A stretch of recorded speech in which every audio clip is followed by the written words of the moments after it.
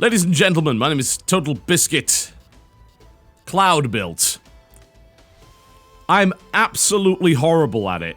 I cannot express in words, so I must express in visual form just how bad I am at this game. I wanted to do a WTF on it, but I'm just so terrible at it, I just can't. This game deserves better than me. But I think it at least deserves attention. So I will do my best to give it to you. What is with... Yeah, there's some strange things with the field of view here. They've actually done it in percentage, which is a little bit weird. This is actually a third-person game, so they didn't even have to include that, and I appreciate that they did. Oh, man.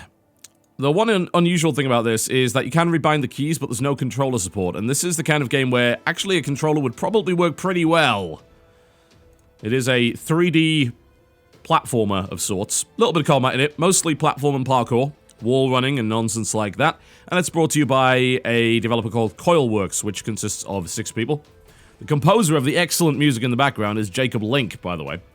Very, very good. Let me show you what Cloudbuilt is all about, and you can draw your own conclusions. I am just awful at it. Oh, God. So I'm not really sure what's going on with the story, I've got to say at this point. Apparently your neurons and your brain is being rebuilt in some way, and you're kind of this subconscious ghost spirit, but you go here to select levels, and then you go through the various levels. It may be that the levels represent the rebuilding of the neurons and stuff like that. It also said something about the country thanking her for her service, so she might be military. I'm not really certain what's going on with that. What if these experiences are the very opposite of a message? What if they're a deliberately structured lie? The path that led me here was nothing like this. The future will be nothing like this. There won't be a second chance. The last months have been a series of increasingly slim first chances. We had to take them, but we knew the risks, and maybe I was just lucky to make it out alive. It's been tempting not to think about the past, but my memories are intact. I have no excuse for taking the easy way out. Well, that didn't explain anything, but I suppose that's to be expected, isn't it? You eventually figure out the story as you go. So, let's jump in and I'll show you what the gameplay's like and explain the mechanics and just demonstrate how freaking horrible I am in it. Good lord. Alright, let's go to no excuse, shall we? You get this overworld, and you are able to select from multiple levels. You don't have to go to the same one all the time. So, if one's hard, you can go to another one. This is on normal mode. God, apparently this is even harder than this. That's the A rank time, 55 seconds. I haven't beaten any of these levels in like less than 8 minutes so far, and the problem is that deaths actually do take away from your score significantly. You lose points every time you do it, and then that actually counts as precious time. This is your character. She's got a gun. It has homing bullets, and you can also charge it up for an explosive shot, just like that. So there are a limited number of enemies you will come across. Outside of that, you have this jetpack, and you have the ability to wall run, which kind of works like this. You hold down space, and you kind of point in the direction you want to go. But you also have a booster, which is fairly important because it will let you do things like that. The booster bar is down at the bottom there, as you can see, and it's pretty much vital for surviving in this game. And also for getting up a good amount of speed if you actually want to beat the game properly. As you probably already noticed, I am just unforgivably horrible at it. Now, if you hold down boost, it will allow you to run up walls that you otherwise couldn't do, and it will also allow you to increase your vertical height while doing a horizontal wall run. So, if I want to run up this, I hit my booster, which gives me enough boost to get up there, but the boost is limited. So if you run out of boost in the middle of it, you're probably just going to fall to your death and have to go back to the checkpoint. And then you can tap the shift in order to adjust your ability to boost. There we go. Well, can't go that way. There we go. You can kind of do a little bit of a wall hang as well. That's possible. Gonna be ludicrously... just... Very lucky just to even stay on the level there, but good lord. Not easy. And this wasn't the way to go at all. Thankfully, I got a pickup, which allowed me to keep going there. So they have the wall running set up in such a way that if you don't get up a bit of speed and go at an angle, you can't really correct yourself. So as you notice there, I couldn't jump off, at least from what I could tell anyway, the middle section and then go into a horizontal wall run because I didn't have the momentum to do it. So all it does is it has you running up vertically and there doesn't seem to be a way to properly correct that. And I assume that is deliberate. But but it has caused me unending problems as a direct result. Which way am I even going now? I assume I'm just going up here. Alright, there we go. Up to the top. Boost up to the top, and there we go. Do a dash across there if we like as well. You can get up some real speed in this game if you know what you're doing. I, needless to say, do not. There we go. I'm doing a bit better this time around, but bear in mind I've already tried this level multiple times, so... So I was talking about here, like, if you run up vertically, you kind of... It's difficult to translate to horizontal movement. The only way you can really seem to do it is by jumping. You can't sort of turn your direction around. And again, probably deliberate, I imagine. But it certainly makes the game tricky, no doubt about that. I can't believe that you could do this level in 55 seconds. I mean, that's ridiculous. Unbelievable, really. But apparently it is possible. Some of the enemies are a little hard to kill. There we go. Problem solved. What impresses me, actually, is the level design, in that there seems to be a large variety of pathways that are all kind of equally valid, instead of there just being one route. I imagine if you want to get the 55-second par time, then there is only one route that will allow you to get there, but it is impressive nonetheless. I mean, you know, this seems just as viable as doing this. And you don't get a lot of games that do that. A lot of stuff involving parkour is like, well, there's going to be one route you can take, so figure it out. It's kind of like, it's an environmental puzzle. I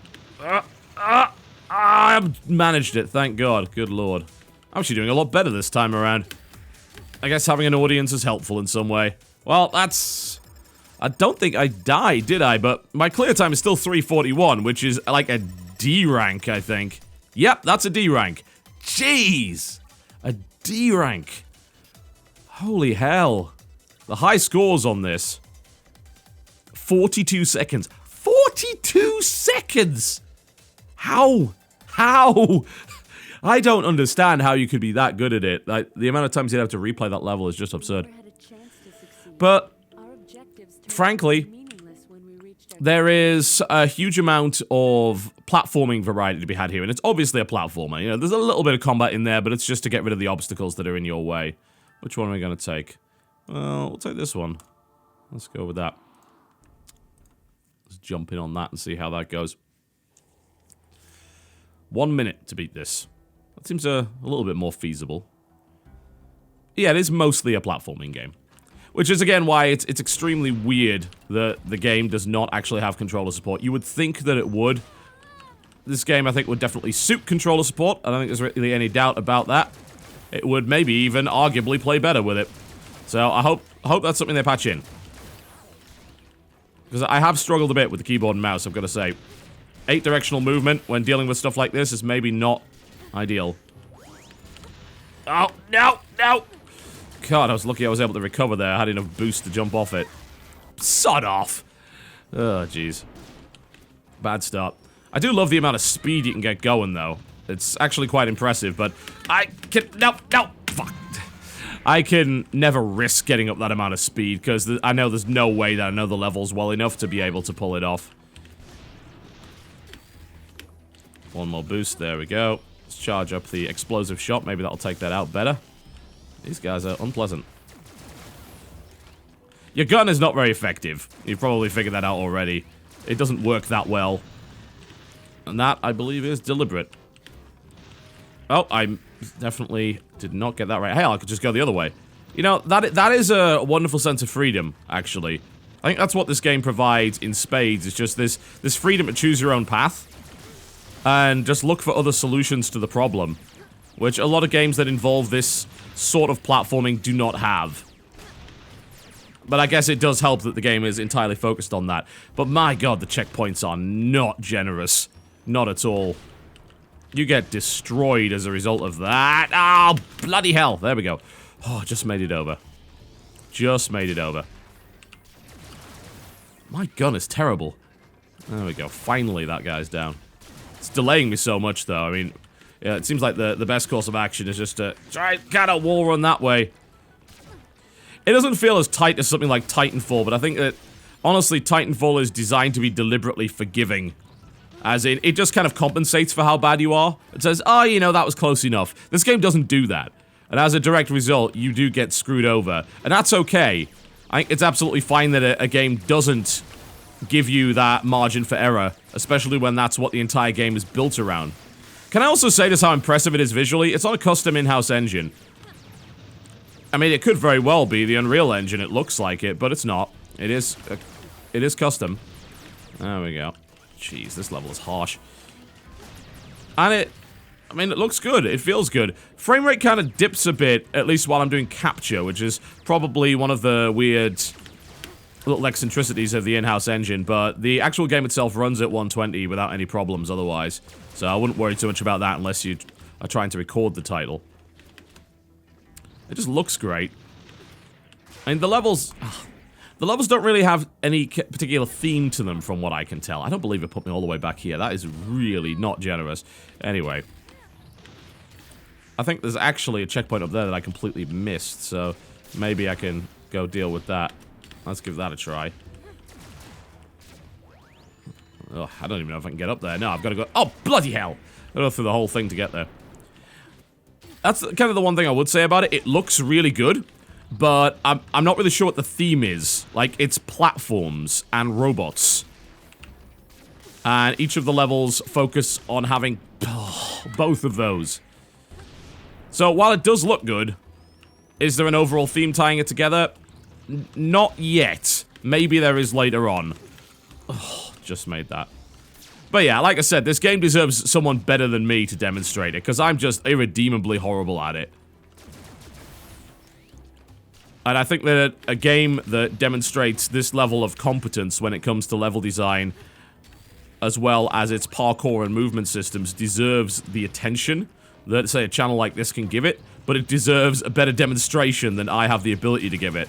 I do not like it because I'm bad at it. It's really as simple as that, but you should not take that as condemnation of the title. Far from it. Perhaps that should really be an endorsement, because I know a lot of you are much better at games like this than I am, and as a result, looking at a game like this, you'll be thinking, wow, this really seems like it might be my jam. Yeah, it might be. It's not mine, but it might be yours. It's a really impressive piece of work from a 6-man team with really solid mechanics, gorgeous visuals, excellent music, and it's very challenging to the point of headache-inducing. Not easy. There are occasional moments where it seems like the controls are not doing quite what they're supposed to do, but I have a feeling that's my incompetence shining through and not the game itself. So, again, do not take that as gospel. It's a shame the game doesn't have a demo, because I think this is one of the games that would really benefit from that. Some people, I think, are going to hate the movement system, and as a direct result, it would be good to be able to try it before you buy it. But hey, making a demo is expensive. Some people might think, oh, it's easy, you just cut the levels out. No. Not at all. Demos actually are a fairly significant investment budget-wise. I like it just to, like, try another level. I'll be just as bad at the others. Don't worry, game, don't worry. But perhaps you can find some more videos on YouTube that will give you a better demonstration of the title. But I just felt like I wanted to show it to you because it would be unfair for me not to demonstrate it, even though I'm just horrible at it. Because it deserves the attention. Just a gorgeous game with an incredible movement system and some really great level design. Awesome soundtrack too.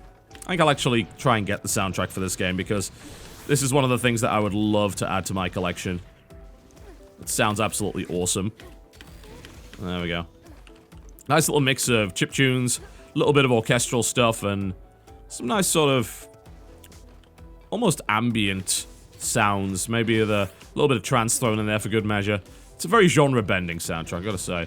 I like it a lot. So I've got a lot of good things to say about that. It matches the game so perfectly as well. It's just ideal for what they're showing. These giant epic levels, the sense of scale. And of course, the wonderful adrenaline rush of going fast.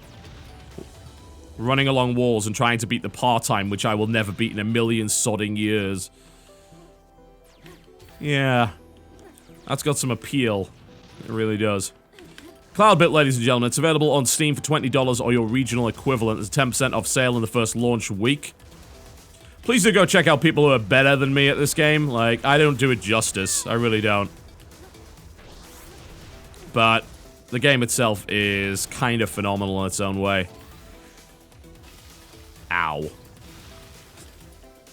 I wish I was better at it. I really do. Like, I want to appreciate it more from a kind of purely critical standpoint. I want to appreciate it as a game that I actually like playing. And because I'm so bad at it, I don't like it. That's like, oh, I feel like a horrible person. It's almost like when, well, in fact, it's exactly like whenever I find a game that obviously has deeper meaning and I'm too stupid to get it, I'm just like, wow, I'm just a horrible human being. I need to suck less. Oh, wow. Yeah, I could maybe do that. Or not, as the case may be. Maybe if I was better, I could do that. Ah! Excessive boosting! Game's evil. Cloudbuilt. Go have a look at it. It's quite special. My name's been TotalBiscuit, and I'm not going to play this anymore, because I'm terrible. I'm going to watch someone else play it who's better than me and enjoy it vicariously. I'll see you next time.